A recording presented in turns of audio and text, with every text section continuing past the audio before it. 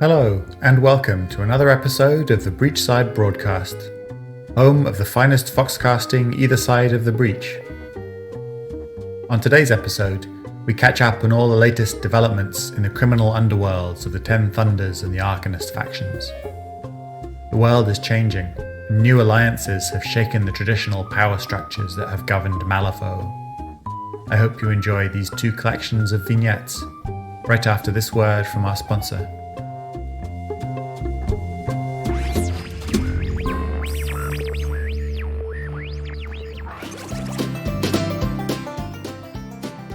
This episode of the Breachside Broadcast is brought to you by a repeat sponsor, vignettes.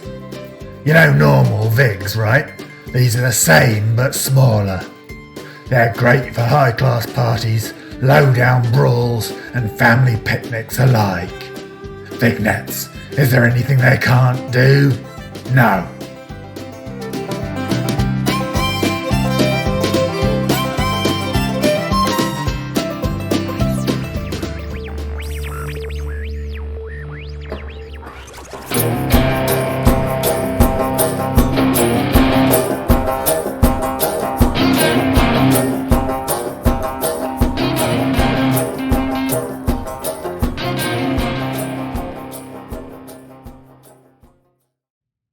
Arcanist vignettes. The death of the Governor-General presented a great opportunity for Victor Ramos. He helped to fan the flames of the chaos that followed with a number of coordinated Arcanist attacks against key guild strongholds and personnel. These attacks were bolder than any before, and often carried out in broad daylight, in direct defiance of the guild's authority. While the guild pinned the murder of the Governor-General on the Union and began rounding up its members for execution, Ramos took advantage of the situation. Protests were organized across Malifaux, and hidden printing presses worked constantly to churn out flyers and rag sheets that drew attention to just how unfair the guild's legal system was to the common citizen. Of course, Ramos always had more gears in motion than anyone could see on the surface. In addition to his political agenda, he also returned to one of his most ambitious projects. The soulstone that powered the massive Leviathan construct had been damaged in the Battle of Kythera, and despite years of trial and error, Ramos had been unable to find a soulstone powerful enough to animate the colossal machine for more than a few minutes. The survey reports, yield charts and divination summaries that had crossed his desk in the past few months, however, had given him hope. He had always dismissed the rumors of the soulstone geode as nothing more than fanciful stories, but it was hard to argue with so many data points. The next week, Ramos left on an expedition to the 10 Peaks, confident that his plans would spin out without him, and that the slumbering Leviathan would soon rise to conquer Malifaux in his name.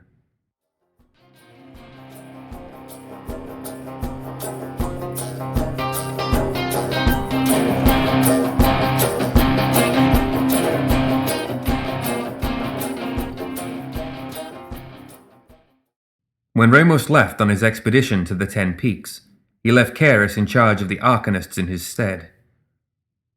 He gave her a false story about investigating a new ley line, but she saw through his lies and realized the true nature of his expedition. She kept that knowledge to herself, though, reasoning that it could prove useful at a later date. At first, Karis tried to follow in Ramos' footsteps, keeping a low profile and engaging in hit-and-run strikes against the guild as he had instructed. Gradually, though, she began carrying out missions that Ramos would have considered too risky, such as burning the guild supply warehouses, assassinating troublesome officials, and terrorizing known anti-Arcanist citizens. Karis had always been a fixer. When there was a problem, she didn't hide from it or turn away, hoping that it would resolve itself in time. Instead, she threw everything at it, using her talent, training, and resources to resolve the problem in the most efficient way possible. To Anastasia Karis, the guild was a problem. Where Ramos led the Arcanists in secret, hiding behind the mask of the Union, Karis did so openly and brazenly, as if daring the guild to stop her, Her golden wings soon became a frequent sight above the city, always foretelling a new attack that was just moments away. By the end of the first month, she had become one of the most prominent and wanted Arcanists in Malifaux City. Despite being the poster woman for the Guild's anti-Arcanist propaganda, Karis cared little for the philosophies of the Arcanist movement. She was always a mercenary at heart, and while her loyalty to Ramos remained unwavering, she eagerly awaited his return to the Arcanists to give her back her freedom.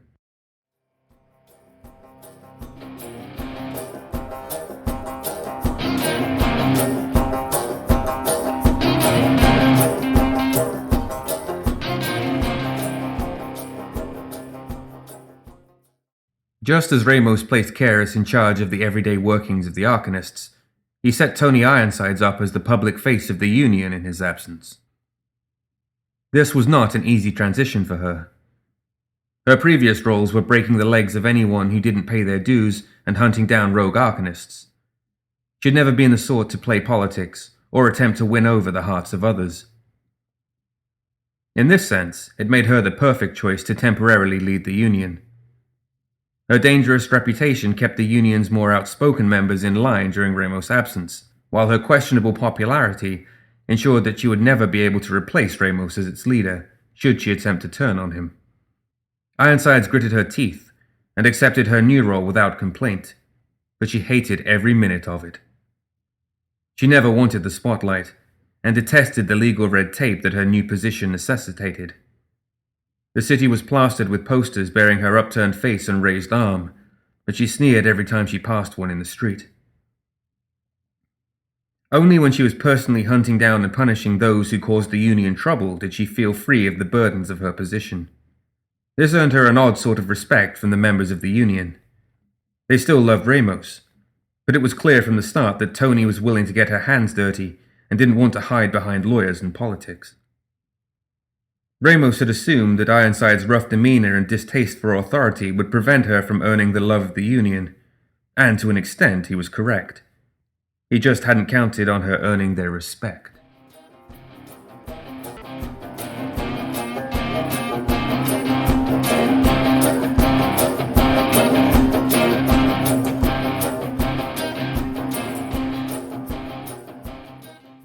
Unlike Ironsides, Colette loved the spotlight, and she started seeing more and more of it after the Governor-General's death.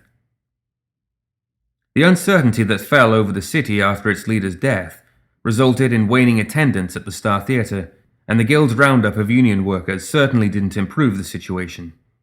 To help bring in more patrons, Colette took a number of measures that would have been unthinkable a year prior. Working with Angelica, she reorganized the sets and routines of her girls, pushing them to develop larger and more elaborate dance and song numbers that would draw in larger crowds. She also hired a handful of male showgirls to appeal to the growing population of young women in the city, which proved to be a much-needed shot in the arm for the Star's attendance numbers. Behind the curtain, things were also starting to turn. Ramos' sudden and unexplained absence and Kara's campaign of terror meant that nobody was keeping a close eye on Colette, and she used that time to slowly wiggle her way out from under the thumb of the Arcanists. When Karis eventually arrived at the Star Theatre and demanded that Colette return to her smuggling duties, the showgirl insisted that she be given more control over the Arcanist smuggling operation. Colette would still ensure that the Arcanist soulstones would reach Earth, but she wanted to set her own schedules for the shipments.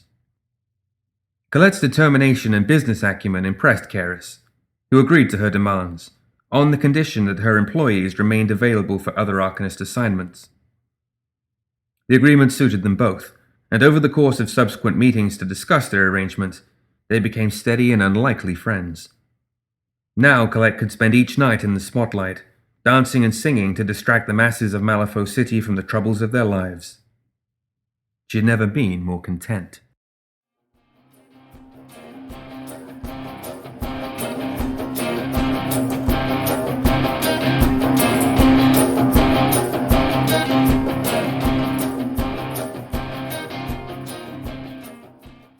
The death of the Governor-General meant little to Marcus, who had grown into the habit of shunning the trappings of civilization.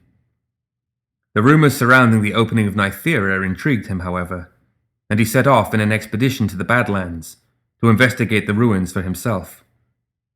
What he found was a large area of the Badlands that was still covered in dense growth. He had passed through the region a year before, and was surprised to see that a barren wasteland had somehow become a flourishing forest in such a short time. Marcus set up camp in the forest and began a vigorous study of the new growth. He catalogued countless species of new plants and animals, many of which he had only seen as fossils and had believed to be extinct.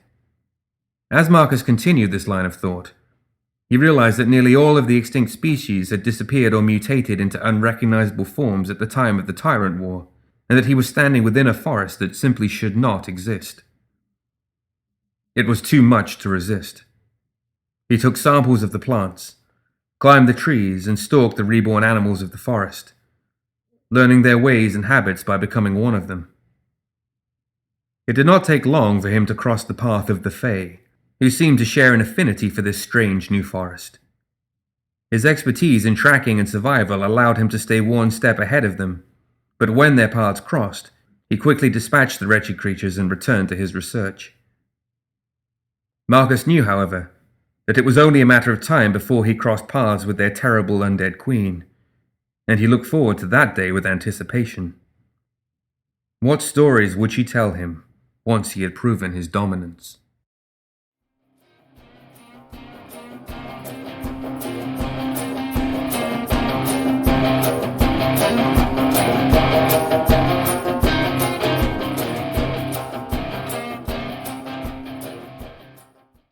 December whispered to Rasputina of the dangers of Nythera and what lay sleeping there.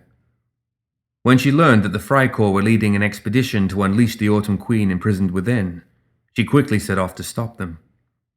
Although she fought fiercely, even encasing von Schill in ice, she was still unable to stop the opening of Nythera and the release of the terrible entity within. Retreating from the woman who had shattered December's mortal form, she returned to the 10 Peaks, the seat of her and December's power, to decide how to handle the Queen's return. In the howling mountain winds, Rasputina heard December's voice calling out to her again. But this time, his typical demands and threats were replaced with a thoroughly uncharacteristic tone of deference and respect. He claimed that Titania would destroy them both, and that if Rasputina would agree to stop her, he would give her complete control over his powers. She was skeptical of such a one-sided agreement, but she had felt the power of the Autumn Queen herself, and knew that December was not exaggerating her potential for destruction. After a moment's hesitation, she agreed to his deal, and power the likes of which she had never thought possible poured into her body. A waterfall of etheric power, where before there'd only been a slow trickle. In the weeks following, the cult of December began raiding the northern hills more frequently, snatching up miners and their families to sacrifice in obscene rituals meant to concentrate December's power. Some of the people captured in these raids, those who were strong, hardy, and ruthless, were allowed to live, so long as they swore fealty to December. Eventually, Caris sent messengers northward to warn Rasputina that such hostility will not be tolerated, and all those sent have gone missing. She killed and ate every one. Rasputina's power has increased with each passing day, and in the shadows of her soul, December watches her grow stronger with eager anticipation.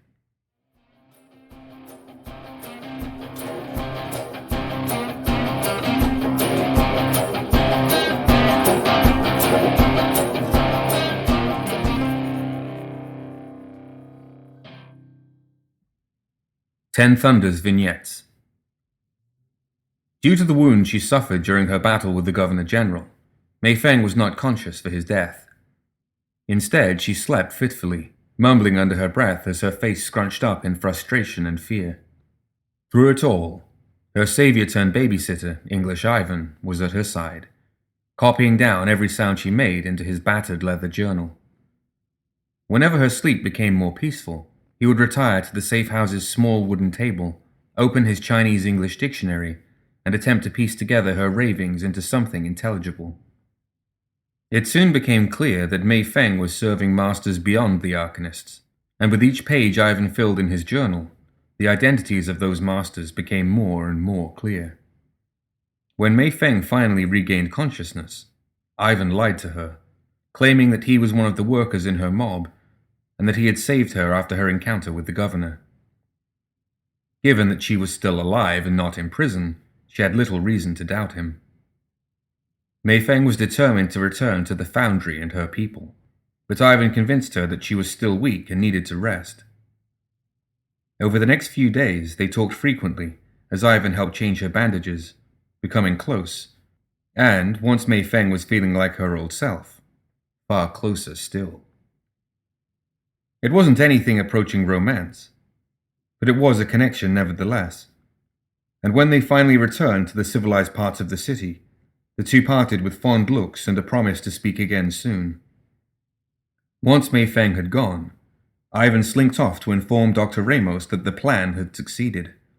He had made his first steps toward infiltrating the 10 Thunders.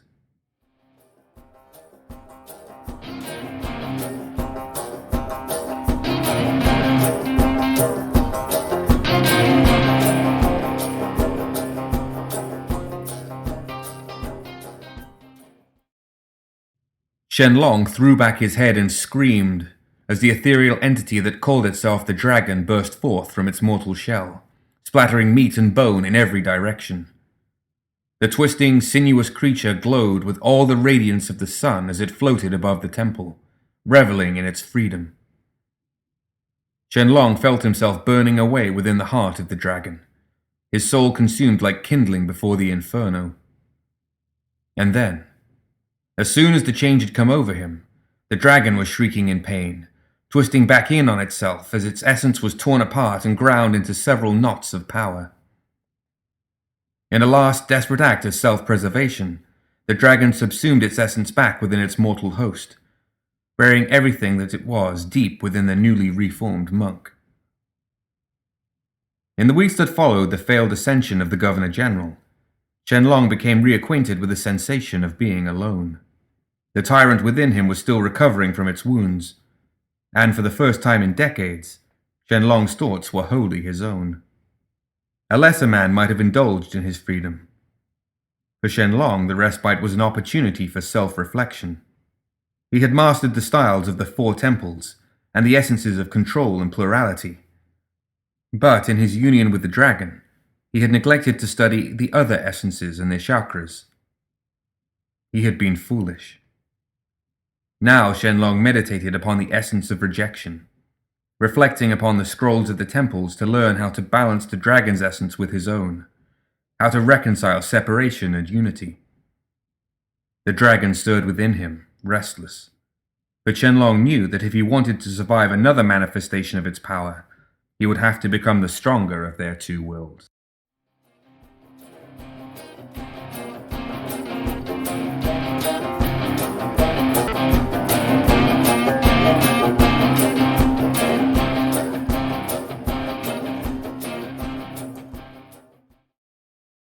When the 10 Thunders first asked Lynch to find out whether any of his patrons knew anything about Nythera, he flashed his usual smile and promised them that he would get right on it. This was especially difficult to do with the voice of the hungering darkness hammering inside his skull, demanding that he not tell them anything. After the 10 Thunders representatives had left, Lynch tossed back a few stiff drinks and listened, as the hungering darkness explained that Nythera was the prison that held the greatest enemy of the tyrants, and that while the entity inside it could certainly help the 10 Thunders in their goal of defeating the tyrants, she was just as likely to turn on them and eradicate all life in Malifaux. Lynch wasn't too keen on that happening. He lived in Malifaux after all, so it didn't take much convincing on the part of the hungering darkness to get him to investigate the rumors of Nythera. What he found sent a chill up his spine. Not only had the Freikorps learned the location of the ruins, but they had left the city with the intention of claiming the weapon at the heart of the ruins as their own. Being the brave man that he was, Lynch promptly sent his assistant, Mr. Graves, to warn Lilith about the Freikorps, in the hopes that she could prevent them from ever reaching Nythera. It didn't work. Nythera opened, releasing Titania back into the world, and prompting the hungering darkness to withdraw a portion of its power from Lynch, lest she sense its presence. It wasn't a tyrant, but it doubted that Titania would care too terribly much about the distinction. The hungering darkness' strength was its brilliance, and to help it quietly build up that strength, Lynch began using his wealth to buy up small taverns all across the city. None of them could compare to the honeypot, of course, but by the end of the month, all of them were carrying liquor that was tainted with the hungering darkness's corrupting essence.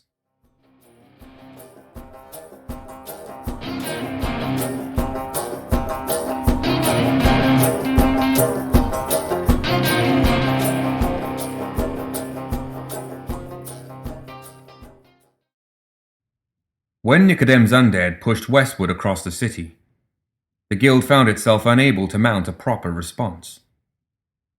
Misaki watched the battle from the rooftops of the little kingdom. The undead had little in the way of strategy, but sheer numbers were on their side. By all accounts, it seemed as if the shuffling corpses would succeed in pushing the guild back to the industrial zone, and perhaps out of Malifaux entirely. It was not a difficult decision for her to make. She was content to allow her enemies to spill each other's blood in the streets, as any weakness on their part only made the Ten Thunders stronger. But she could not allow the city to fall into the hands of a resurrectionist overlord who could not be predicted and exploited in the same manner as the guild. Leading a strike team of Torakagian snipers, Misaki struck against the southern flank of the undead, cutting down zombies like wheat before a scythe. As the southern flank collapsed, Misaki and her forces withdrew, allowing the guild to assume that they had routed the undead on their own. There was no reason to allow them to learn the true strength of the Ten Thunders, and if a victory against the undead left them confident about their martial strength, then it was a weakness she could exploit in the future. When she returned to the little kingdom, her father, the Oyabun, was waiting for her. He chastised his daughter for acting on her impulses without consulting him first, claiming that it put the Ten Thunders at risk. When she tried to explain her actions, he backhanded Misaki across the face, knocking her to the ground. He was seeking obedience, he claimed, not excuses. That night, Misaki took up her Bacento and disappeared into the night. It had become impossible for her to ignore the threat her father's willful ignorance posed to the Ten Thunders, and if she was to have any hope of cutting the sickness from her clan and finding her own path, she would need allies with sharp knives and steady hands.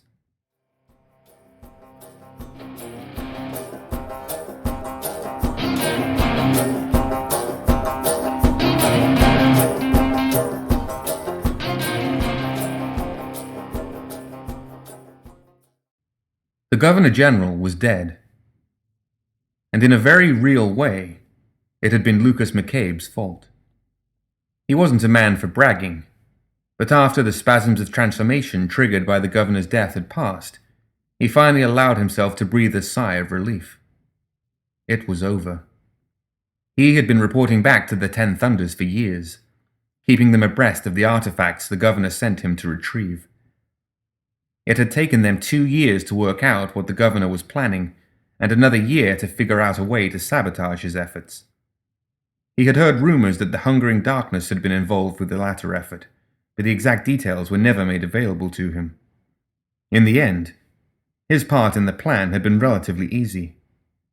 The governor had sent him into the quarantine zone to retrieve a collection of hand bones from a resurrectionist's lair, and while McCabe had given him bones, they weren't the ones from the resurrectionist's lair. Having to keep a straight face as he lied to the governor hadn't been easy, and when McCabe saw him stuttering and jerking as he floated in the mansion's hallway, he had been certain that the governor would notice the deception instantly. He hadn't, however, and when the governor attempted to anchor himself to the bones of a tyrant's mortal form, the resulting overload of etheric power had ended him. Unfortunately, McCabe's tie to the guild went up in flames along with the governor. Over the next few weeks he took whatever jobs he could, endeavoring to remain useful until the new Governor-General arrived in Malifaux. Men in power always needed someone to do their dirty work off the books, and McCabe had a feeling that Franco Marlowe wouldn't be any different.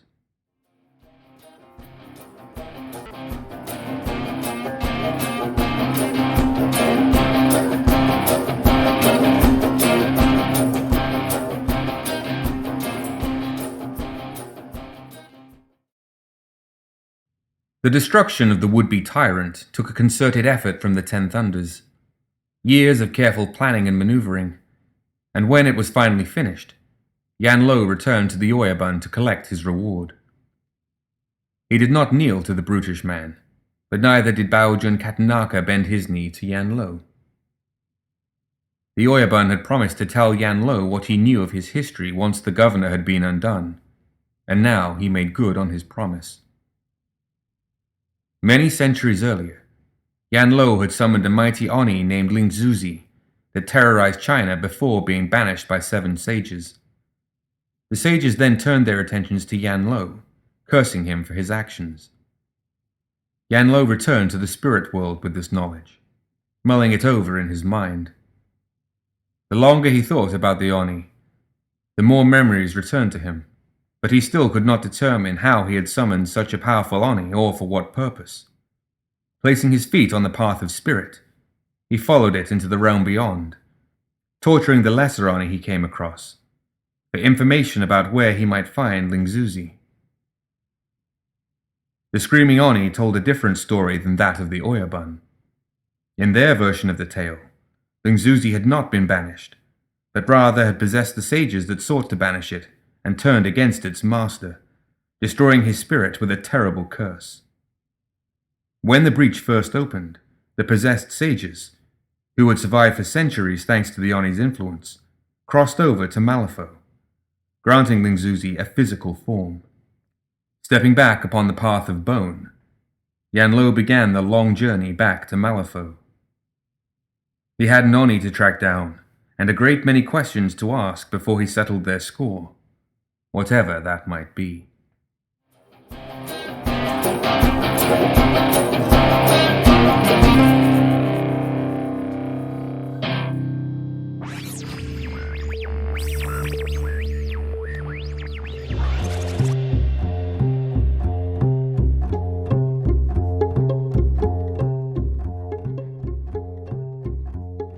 That's it for another episode of the Breachside Broadcast. Join us next time for more Tales of Malifaux.